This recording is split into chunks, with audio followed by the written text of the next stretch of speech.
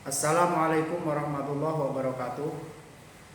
Pada siswa-siswi Madrasah Tsanawiyah Negeri 3 kelas 9, pada kesempatan video ini Bapak akan membacakan kitab Fathul Qorib atau kitab takrib materi pelajaran fikih pada bab ijarah, ariyah dan wadiah, sebagaimana materi yang sudah Bapak kirimkan melalui Google Classroom, dan mungkin sebagian dari kalian sudah mempelajarinya, dan mudah-mudahan video ini menjadi pelengkap dari materi yang sudah Bapak kirimkan.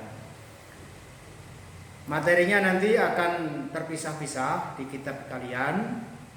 Yang pertama adalah halaman 31. Kalian buka pasal yang paling bawah. Kemudian halaman 33, dan nanti ada di halaman 36. Jadi antara ariyah, ijarah dan wadiah ini fasalnya terpisah-pisah. Sekali lagi di halaman 31, halaman 33 dan halaman 36. Baiklah, saya akan memulai membaca di halaman 31, yaitu tentang ariyah. Kamu lihat pasal yang paling bawah, 2 baris di bawah, halaman 31. Bismillahirrahmanirrahim. Faslun, bermula ini itu fasal, wa kulluma, dan semua perkara atau barang, yumkinu, yang mungkin, al-intifa'u, memanfaatkan, bihi, dengan ma'a baqa'i ainihi, serta tetapnya keberadaan jazat, maka boleh i'aratuhu, meminjamkan barang. Idza kanat, jika ada, manafi'uhu, manfaat-manfaatnya barang, asaron, itu berupa asar. Wa tajuzu, dan boleh, al-ariyatu, ariyah, mutlaqon, secara mutlak, wa muqayyadan, dan secara muqayyad, bimuddatin, dengan waktu. Wahia, dan ariyah, madmunatun, itu tertanggung atau terjamin, alal musta'iri, atas orang yang meminjam, biki matiha, dengan biayanya ariyah, yauma talafiha, pada hari rusaknya ariyah. Saya jelaskan terlebih dahulu. Ariyah secara bahasa artinya meminjam, yaitu pinjam, meminjam barang yang hanya dimanfaatkan kegunaannya saja tanpa mengurangi wujud barang. Jadi meminjam barang itu artinya hanya menggunakan kemanfaatannya saja tanpa mengurangi sedikit pun dari barang yang dipakai, barang yang dipinjam. Di sini disebutkan manafi'uhu asaron, manfaatnya itu berupa asar. Ya, asar itu ya manfaatnya gitulah. Ya.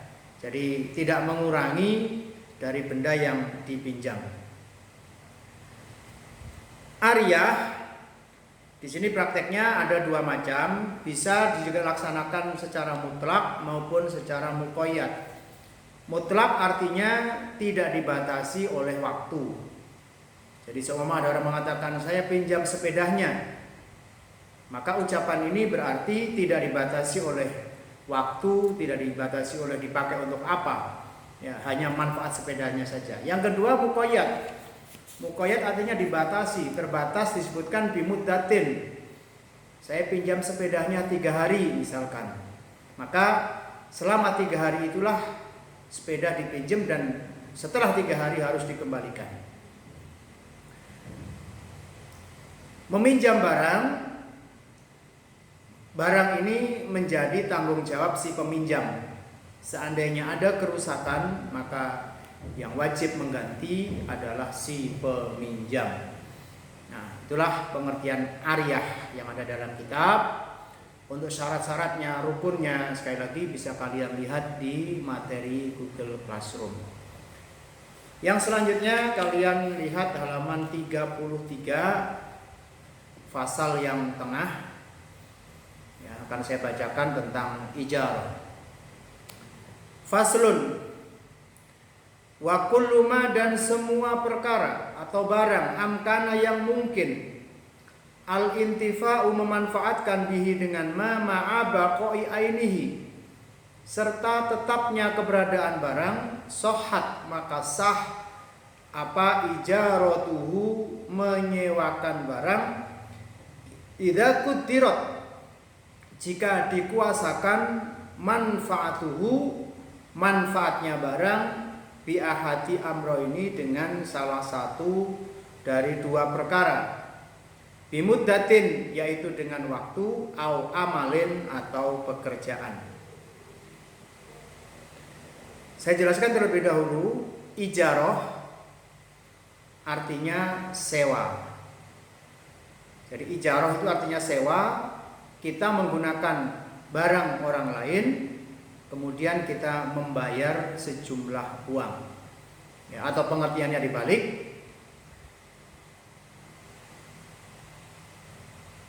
memberikan sejumlah uang kepada pemilik barang yang barangnya kita pakai.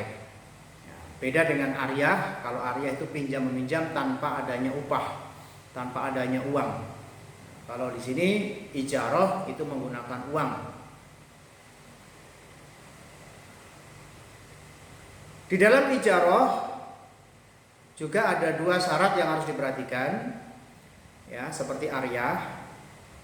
Di sini dibatasi oleh waktu dan pekerjaan. Sebagai contoh, misalkan kita meminjam barang, waktu maksudnya kita pakai berapa hari, kemudian amalin pekerjaan, barangnya dipakai untuk apa. Nah, ijarah selain mempunyai pengertian sewa, juga mempunyai pengertian upah. Ya, upah itu artinya sejumlah uang yang kita berikan kepada orang yang telah memberikan jasanya kepada kita. Jadi kalau sewa itu adalah untuk membayar barang yang kita pakai kegunaannya. Kalau upah itu adalah jasa orang lain yang telah diberikan kepada kita, kita berikan bayaran, itu namanya upah. Jadi ijarah di sini mempunyai dua pengertian, bisa berarti sewa, bisa berarti upah. Wa itlaquha, dan memutlakkan atau mengucapkan ijarah, yaktadi itu menuntut ta'jilal ujrati, menyegerakan upah, illa ayyushtarata, kecuali jika disyaratkan at-ta'jilu, tempo, wala tabtulu, dan tidak batal al ijaratu ijarah bimauti ahadil muta'aqidaini, sebab meninggalnya salah satu dari dua orang yang berakad. Watab tulu, dan batal itu ijarah bitalafil aini, sebab rusaknya barang, al mustajaroti, yang disewa, wala domana, dan tidak ada ganti rugi, alal ajiri, atas orang yang menyewa, illa biudwanin, kecuali melampaui batas. Baik, melanjutkan penjelasan yang tadi. Wa itlaquha yaqtadi ta'jilal ujrati illa ayustaratu at-ta'jilu. Ketika akad ijarah, akad sewa, tanpa menyebutkan waktu, maka di sini dituntut ketika telah selesai menggunakan barang, maka harus segera dibayar sewanya.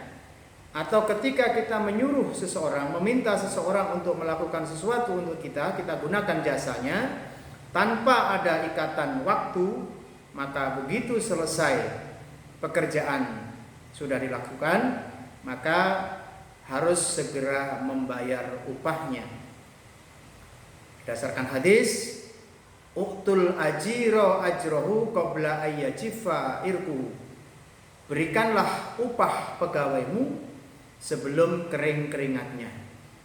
Jadi harus segera dibayar kalau memang tidak ada akad berapa hari berapa lama.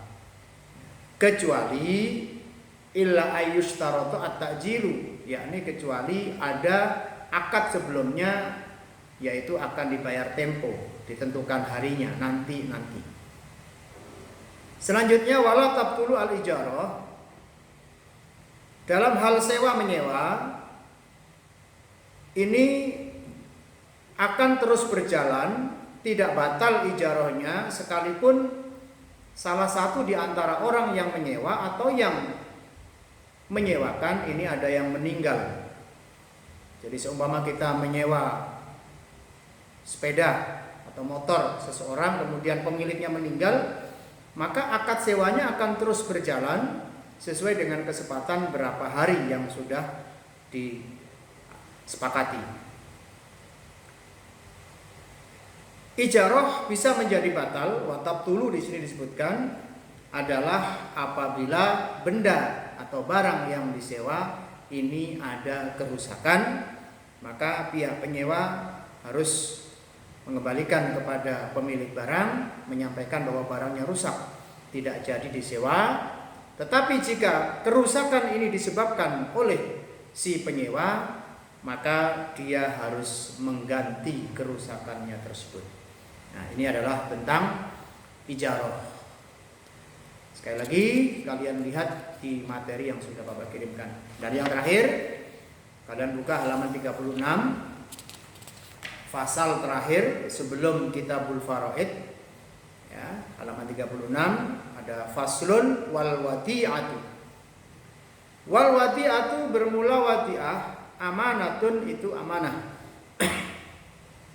Wa yustahabu dan disunnahkan qabuluha menerima wadi'ah, liman bagi orang qoma yang bisa menguasai, yang bisa memegang bil amanati dengan amanah fiha di dalam wadi'ah, wala yadmanu dan tidak mengganti rugi illa bitta'ati kecuali melampaui batas, wa qaulul mudai dan ucapan orang yang dititipi makbulun itu diterima fi raddiha di dalam mengembalikan wadi'ah, alal muti'i atas orang yang menitipkan, wa alaihi dan wajib bagi al muda orang yang dititipi ayyahfadhaha untuk menjaga wadi'ah fi hirzi misliha di dalam tempat penyimpanan semestinya wadi'ah,